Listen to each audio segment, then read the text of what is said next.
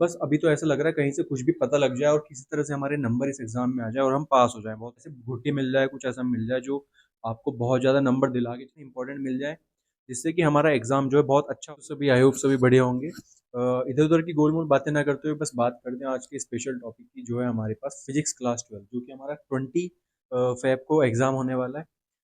बस अभी तो ऐसा लग रहा है कहीं से कुछ भी पता लग जाए और किसी तरह से हमारे नंबर इस एग्जाम में आ जाए और हम पास हो जाएं बहुत अच्छे नंबर से।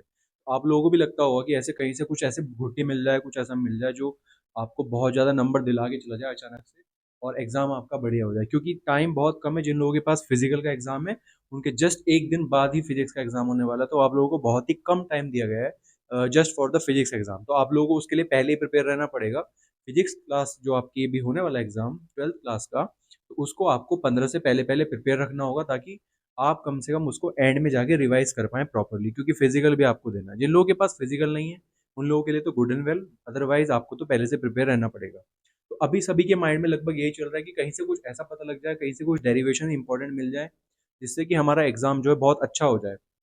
तो उस इस वीडियो में हम जो है उसी टॉपिक पर बात करने वाले हैं। देखिए, सबसे पहले बात कर लेते हैं कि फिजिक्स का जो ट्रेंड चला आ रहा है सीबीएसई में, कि लगभग कितने मार्क्स के जो है हमारे डेरिवेशन होता है। डेरिवेशन मतलब आपको कितने नंबर का एटलीस्ट आपको थ्योरेटिकल पोर्शन मिलेगा, जो आपको लिखना ही लिखना पड़ेगा, जो आपको डेरिवेशन के थ्रू मार्क्स दिला के जाएगा। तो लास्ट ईयर बोर्ड्स के ट्रेंड को ध्यान से देखते हैं एक बार। जो सीबीएसई में थ्योरी वाला पोर्शन था, तो अभी वो 2024-25 जो अभी चल रहा है, तो इसमें जो ट्रेंड में आ रहा है, लगभग लगभग मान के चलिए आप थ्योरी 22 नंबर की आपको मिलती मिलती है। थ्योरी का मतलब क्या है कि इसमें वेक्टर फॉर्म भी पूछ सकते हैं, इसमें डेरिवेशन भी पूछ सकते हैं। डायरेक्ट ऐसे पूछ लिया, कोई डेफिनेशन पूछ ली, ऐसा यूनिट पूछ ली, तो देन ये उसमें कवर हो जाएगा। प्लस डेरिवेशंस हमारे 16 मार्क्स के मिनिमम लगभग आपको मिल जाएंगे आउट ऑफ 70। तो 16 से ये थोड़ा वेरी भी हो सकता है 18 में भी आ जाए, जो कि 2023 में भी था, लगभग 18 मार्क्स के लगभग में आपको ये मिला था देखने के लिए। प्लस 2000 ये वाला जो है ये भी यहाँ पे आप पे 24 तक जा सकता है, मतलब 22-24 की रेंज में जा सकता है, 16-18 की रेंज में डेरिवेशन। तो आपको पढ़ना पड़ेगा डेरिवेशंस के लिए भी स्पेशली। न्यूमेरिकल्स बहुत बड़ा वेटेज है, ये 32 से मतलब 30 की रेंज में रहता ही रहता है। तो आपको न्यूमेरिकल्स पे बहुत ज़्यादा ध्यान देना पड़ेगा, क्योंकि वहाँ पर ट्रिकी न्यूमेरिकल आ जाते हैं, कई बार न्यू न्यूमेरिकल आते हैं जो कि आपको पहली बार देखने के लिए मिले होते हैं। तो ऐसे में अगर आप उसको ठीक से प्रिपेयर नहीं करेंगे तो आपके नंबर एग्जाम में तो बहुत ही कम आएंगे, और अगर आप पहले से नहीं पढ़ेंगे तो इस बार तो प्रिपरेशन के लिए टाइम भी बहुत कम है। तो इसलिए प्रिपरेशन आपको पहले से करके रखनी पड़ेगी। तो हम जो बात करने वाले हैं, हम बात करने वाले हैं डेरिवेशंस की आज की इस वीडियो में। सब सिंपली डेरिवेशंस की बात करते हैं। देखिए, आज जो हम बात करने वाले हैं वो करने वाले हैं सबसे पहले मस्ट टू डेरिवेशंस, जो कि आपको करने ही करने, जो कि टारगेट आपका रहने वाला है फिजिक्स क्लास 12 बोर्ड, जो कि फ्राइडे फरवरी 20 को होने वाला है। तो सबसे पहले हम बात करते हैं कि लास्ट 10 ईयर्स में जो है बहुत ज़्यादा जो फ्रीक्वेंट जो हमारे लास्ट 10 ईयर्स के क्वेश्चन है जो डेरिवेशंस बेस हैं, जो कि हमारे एटलीस्ट हमको 20 मार्क्स दे के जाएंगे, 16 से 20 मार्क्स तक आपको ये देके जाएंगे। देखिए, सबसे पहले अगर हम मोस्ट प्रायोरिटी पे बोले तो हमें पढ़ना पड़ेगा लेंस मेकर। ठीक है, लेंस मेकर्स जो है ना, लेंस मेकर्स काफ़ी बार हमारे एग्जाम में पूछा जाने वाला क्वेश्चन रहा है, बहुत ज़्यादा पूछा जाने वाला, लगभग ये हर बार एग्जाम में लगभग आया ही है। 80% प्रायोरिटी इसको हम देने वाले हैं। ये बहुत बार रिपीट हुआ है, और इसका जो सेक्शनल वेटेज भी रहा है लगभग 5 मार्क्स मान के चलिए आप। और ये बहुत हाईली फ्रीक्वेंट है, मतलब एग्जाम में बहुत पूछा जाता है। तो ऐसे ऐसे डेरिवेशंस को तो आपको सबसे पहले ही करना है, जैसे कि लेंस मेकर नंबर 1 पे। उसके बाद अगर हम नंबर 2 पे बात करें तो इसको हम गॉस लॉ को बोलेंगे। भाई, गॉस लॉ जो है उसकी बहुत सारी एप्लीकेशंस है, गॉस लॉ की, है ना। गॉस लॉ की बहुत सारी एप्लीकेशंस है। इस एप्लीकेशंस में क्या क्या हो गया, हमारे पास लाइन चार्ज हो गया लॉन्ग वायर वाला। ठीक है, लॉन्ग वायर वाला लाइन चार्ज हो गया जैसे कि हमारा, तो उसकी भी वो भी लगभग 70% जो है रिपीट ही हुआ है लास्ट 10 ईयर्स में। उसके अलावा हमारे पास एक प्लेन शीट वाला और है, प्लेन शीट वाला और अगर हम देख लेंगे तो उसको भी काफ़ी अच्छे से हम कवर कर सकते हैं। इसमें स्फेरिकल शेल वाला और कर लीजिएगा। तो ये 3 डेरिवेशन तो आपको इसमें से करने ही करने हैं। प्लस अगर हम बात करें एलसीआर सीरीज सर्किट में, आपने बहुत अच्छे से पढ़ा होगा। एलसीआर का जो हमने पढ़ा है ना, उसको सीरीज सर्किट, उसमें जो हमने फेजर्स वगैरह पढ़े हैं, ठीक है, जिसमें फेजर्स वगैरह हैं, तो इसको आप बहुत अच्छे से प्रिपेयर कर लीजिए। ये भी लगभग 70% रिपीट हुआ है लास्ट 10 ईयर्स में। ठीक है, इतना करने के बाद जब आप ये कर लोगे तो 4th नंबर पे अगर हम बात करें तो इलेक्ट्रिक फील्ड जो हम पहले चैप्टर में पढ़ते हैं, ठीक है, इलेक्ट्रिक फील्ड का एक्सियल और इक्वेटोरियल, ये तो आपने बहुत अच्छे से याद रख रखा होगा। लगभग आपका हर एक एग्जाम में आपने ये किया ही होगा, है ना, इक्वेटोरियल और एक्सियल का। ये भी 60% रिपीट हुआ है लगभग लास्ट 10 ईयर्स में, काफ़ी फ्रीक्वेंट है, तो इनको पहले कर लेना है। इसके अलावा 5th नंबर पे हम रखेंगे ओम्स लॉ का जो डिडक्शन था, ओम्स लॉ का डिडक्शन, जो कि हमारे पास था फ्रॉम ड्रिफ्ट। ये भी बहुत एग्जाम में आता है ड्रिफ्ट वेलोसिटी के बेस पे, ठीक है। ड्रिफ्ट वेलोसिटी के बेस पे ये डेरिवेशन बहुत आता है। तो ये हमारा बहुत फ्रीक्वेंट है, लगभग ये भी 60% रिपीट हुआ है लास्ट 10 ईयर्स में।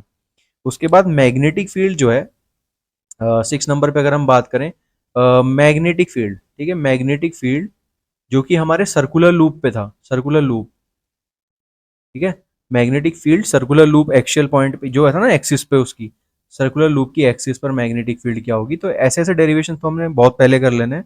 उसके अलावा हमारे पास एसी जनरेटर, नंबर 7 पे अगर बात करें तो एसी जनरेटर, एसी जनरेटर भी बहुत आता है एग्जाम में। एसी जनरेटर आप कर लीजिए। इसके बाद एसी जनरेटर के अलावा हमारे पास प्रिज्म, देखिए अगर मैं इसको हटा दूं यहाँ से थोड़ी देर के लिए तो हमारे पास स्पेस हो जाएगा इधर भी थोड़ा।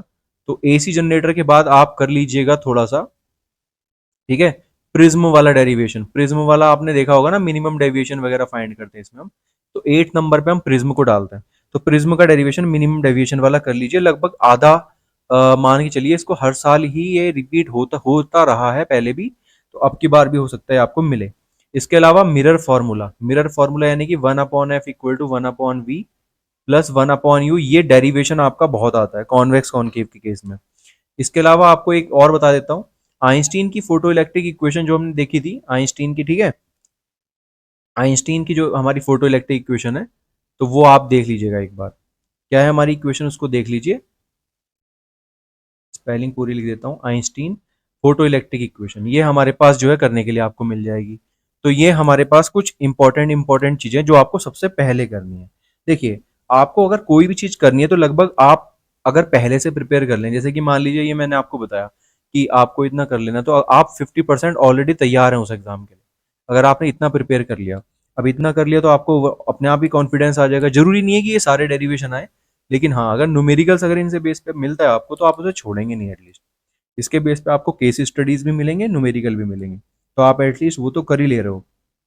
बाकी आप लोग ये मान के चलिए कुछ चीज़ें ऐसी भी हैं जो हमें नहीं करनी, जैसे करंट में मीटर ब्रिज नहीं करना, हमें साइक्लोट्रॉन वगैरह नहीं करना, एनर्जी स्टोर नहीं करना, शार्पनेस रेजोनेंस वगैरह हमें नहीं करना है, वाईडीएससी का डेरिवेशन हमें नहीं करना है। तो ऐसे रेडियो एक्टिव डीके वगैरह भी हमें नहीं करना है। तो ये कुछ चीज़ें डिलीटेड हैं, ये भी हमें नहीं छोड़नी है। चलिए बात करते हैं अब आगे डिटेल में फर्दर कि अब जो हम करने वाले हैं कि भाई ये जो एग्ज़ाम हम दे रहे हैं, ठीक है, इस एग्ज़ाम में काफ़ी सारी चीज़ें ऐसी हैं जो हम लोग ये मान के चलिए कि बहुत बहुत बार हमने रिपीट होते हुए देखी है। लेकिन जब ये एग्ज़ाम में हमारे पास सामने हमें देखने के लिए मिलते हैं, तो तब हम अगर नहीं कर पाएँ, तो मेनली प्रॉब्लम तो हमें आएगी, क्योंकि तब अगर हम नहीं कर पा रहे हैं तो इसका मतलब हमें दिक्कत है। दिक्कत क्यों है? क्योंकि हमने उसको कभी भी पहली बार किया है, या तो हम उसको फर्स्ट टाइम कर रहे हैं। फर्स्ट टाइम करने वालों को यहाँ पे प्रॉब्लम आनी ही आनी है।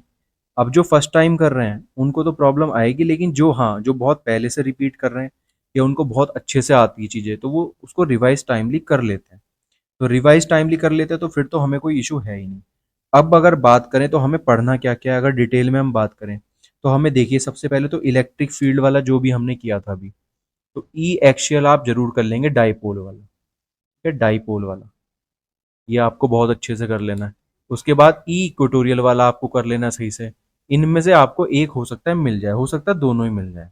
यही आपको पोटेंशियल के लिए भी करना है। पोटेंशियल डायपोल की एक्सिस पे वी एक्सियल और वी इक्वेटोरियल, ये हमारा लास्ट ईयर भी एग्जाम में दोनों आए थे। 2025 का जो पेपर था उसमें ये दोनों के दोनों आपको एज इट इज देखने के लिए मिले थे। इलेक्ट्रिक फील्ड और इलेक्ट्रिक फील्ड के साथ साथ पोटेंशियल दोनों एक साथ पढ़ लेना है। उसके अलावा हमें ध्यान से ये देखना है कि जैसे गॉस लॉ का कुछ हमने एप्लीकेशंस देखे, तो गॉस लॉ में जो एप्लीकेशन है वो एप्लीकेशन लगभग हर साल रिपीट होते हैं एग्जाम में भी, तो उसको जरूर से देख के जाएंगे एग्जाम में, उसके बिना जो है एग्जाम में नहीं जा सकते हम देखने के लिए। उसके अलावा हमारे पास इसी चैप्टर में टॉर्क भी है, ठीक है, टॉर्क, टॉर्क वाला जो हमारे पास है वो भी आपको बहुत बार एग्जाम में रिपीट होते हुए दिखाई देगा, क्योंकि टॉर्क वाला एक ऐसा हमारे पास डेरिवेशन है जहाँ पे न्यूमेरिकल भी बनते हैं। न्यूमेरिकल बनते हैं तो इसलिए उसका नंबर बहुत ऊपर आता है। यहाँ से हम लोग इसको देख सकते हैं, हो सकता है 1 या 2 नंबर में मिल जाए। गॉस लॉ को डिराइव करने का मैं नहीं कह सकता हूँ, लेकिन हाँ, इसके एप्लीकेशंस पे जाइएगा। एप्लीकेशंस तो आपको इसको मिलेगी मिलेगी देखने के लिए। काफ़ी सारी चीज़ें ऐसी हैं जो रिपीट होती रहती हैं। इनफाइनाइट लाइन चार्ज के लिए बोलें तो इनफाइनाइट लाइन चार्ज वाला इसी का एप्लीकेशन है, जिसमें लाइन चार्ज है और प्लेन शीट वगैरह है। प्लेन शीट के लिए तो आपको पढ़ना पड़ेगा, क्योंकि ये कैपेसिटेंस में भी आपको काम आनी है। और पैरेलल प्लेट कैपेसिटर का डेरिवेशन तो आपको पता है कितना इंपॉर्टेंट होता है। इसके अलावा हमारे पास बहुत सारी चीजें ऐसी हैं जैसे कि डाइपोल की वगैरह की एक्सिस पे पोटेंशियल निकालने का हमारे पास है। तो पोटेंशियल की एक्सिस पे निकाल सकते हैं हम। यहाँ पर इलेक्ट्रिक पोटेंशियल, इलेक्ट्रिक डाइपोल की एक्सियल और इक्वेटोरियल दोनों हमारे लिए इंपॉर्टेंट हो जाता है। पोटेंशियल एनर्जी वगैरह का आप फॉर्मूला पढ़ लीजिएगा जो U equal to minus P cross E है। जो पी कॉस थीटा हमारे पास निकल के आता है माइनस पी कॉस थीटा, तो वो हमारे पास एग्जाम में जो है उसका न्यूमेरिकल देखने के लिए मिल जाता है। इसके अलावा हमारे पास ड्रिफ्ट वेलोसिटी जो नेक्स्ट चैप्टर है हमारा, उसमें ड्रिफ्ट वेलोसिटी के बेस पे जो है हमारे पास कई बार एग्जाम में न्यूमेरिकल भी डायरेक्टली पूछा जाता है। तो ड्रिफ्ट वेलोसिटी जो है ना, तो यहाँ से एग्जाम में आपको क्वेश्चन देखने के लिए मिल जाएगा। किरचॉफ तो आपको बहुत अच्छे से आता ही होगा, तो अगर आप एक बार किरचॉफ को पढ़ लेंगे केवल, तो आप उसका बहुत अच्छे से एग्जाम में क्वेश्चन अटेम्प्ट कर पाएंगे। किरचॉफ से यहाँ पे न्यूमेरिकली देखने के लिए मिलते हैं मोस्टली, या फिर वहाँ पे व्हीटस्टोन इसकी जो एप्लीकेशन है, व्हीटस्टोन ब्रिज की जो एप्लीकेशन है, वहां से व्हीटस्टोन के क्वेश्चन बहुत ज्यादा एग्जाम में आते हैं बार बार। व्हीटस्टोन कर लीजिएगा, और इसके साथ हमारे पास पोटेंशियोमीटर वगैरह सिलेबस में है नहीं, ऐसे मीटर ब्रिज भी वगैरह उसका एग्जाम पर्पज से कोई ऐसा पॉइंट ऑफ व्यू से कोई इंपॉर्टेंस है नहीं। हाँ, अभी भी हमारे स्कूल में लेबोरेटरी में उनके कुछ एक्सपेरिमेंट चल रहे हैं, तो ऐसा कुछ हमें नहीं करना है फिलहाल के लिए।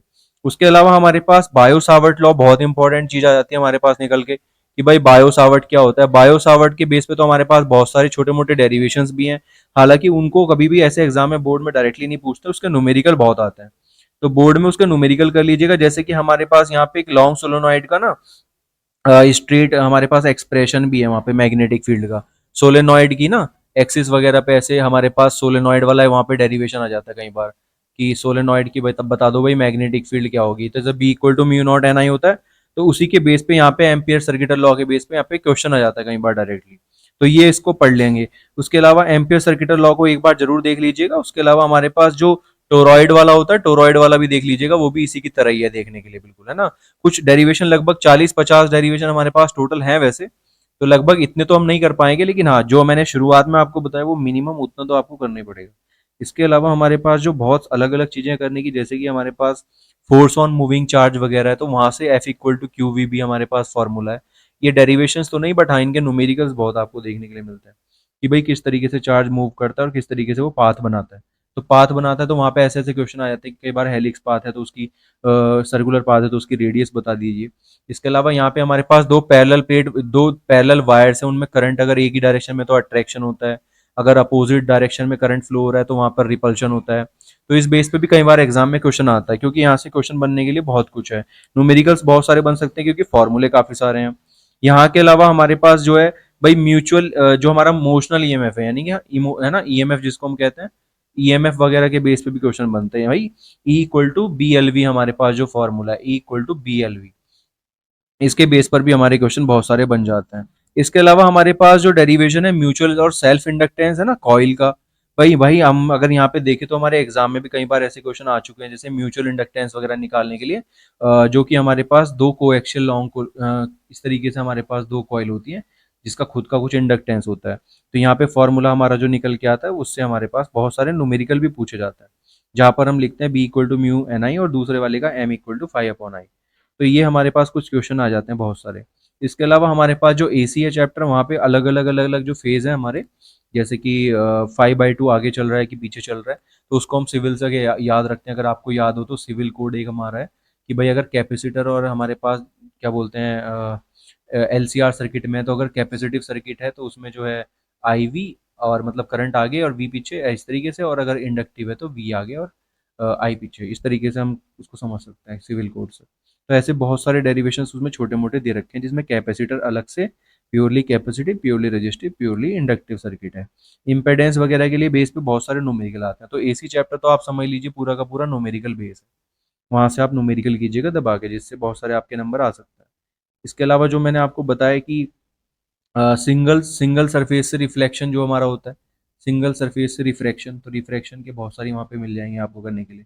तो रिफ्रैक्शन के लिए वहाँ से आपको लेंस वाले चैप्टर जो हमारा है रिफ्रैक्शन, जो कि हमारा रे है ना, रे ऑप्टिक्स से हमारे क्वेश्चन में मिल जाएंगे आपको।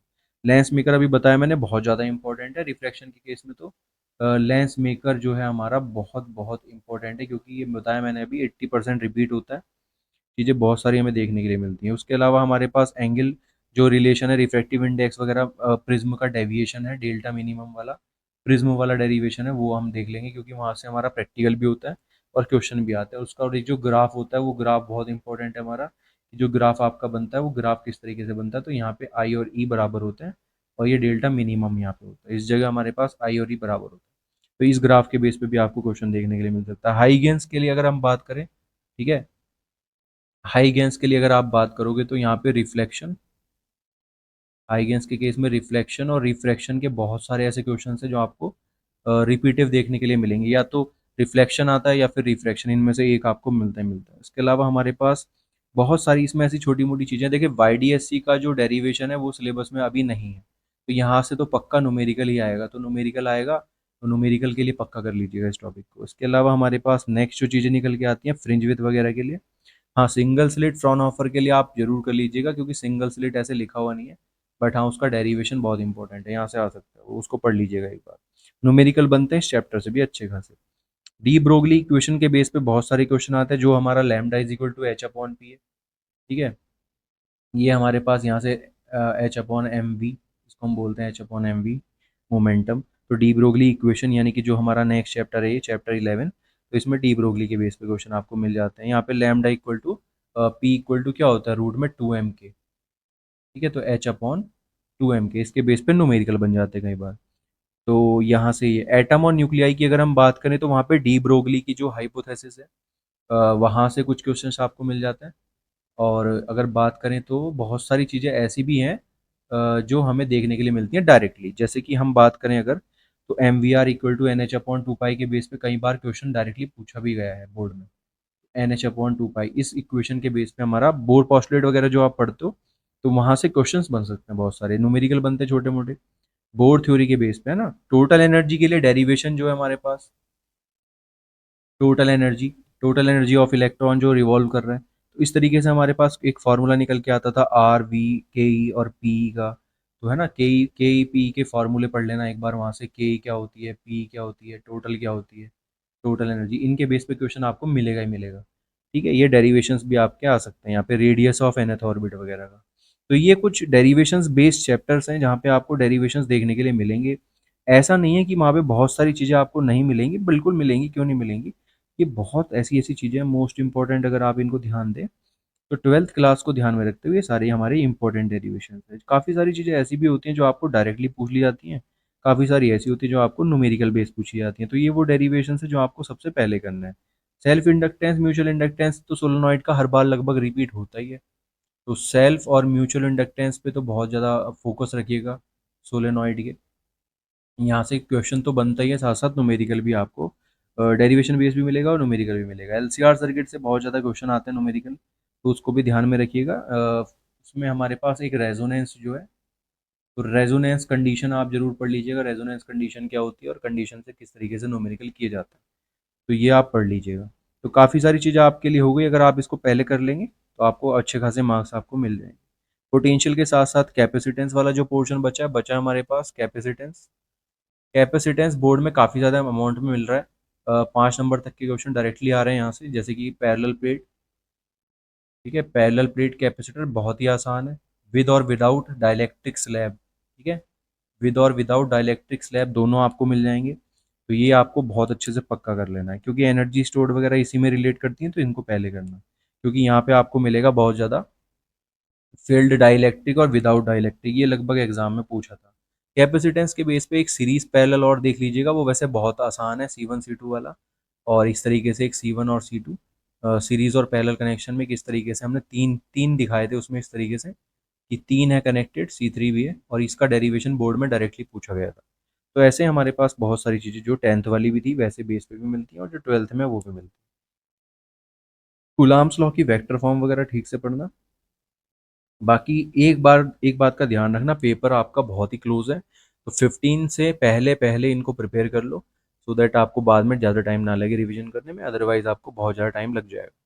तो चलिए, आई होप आप पढ़ लेंगे इसको, मिलते हैं आपको नेक्स्ट वीडियो में, तब तक के लिए ऑल द बेस्ट। आगे डिस्कस करेंगे और भी बहुत सारी चीज़ें जो आपको एग्जाम के लिए फर्दर इंपॉर्टेंट है, जो आपको मिलेंगी एग्जाम। चलिए, ओके, ऑल द बेस्ट।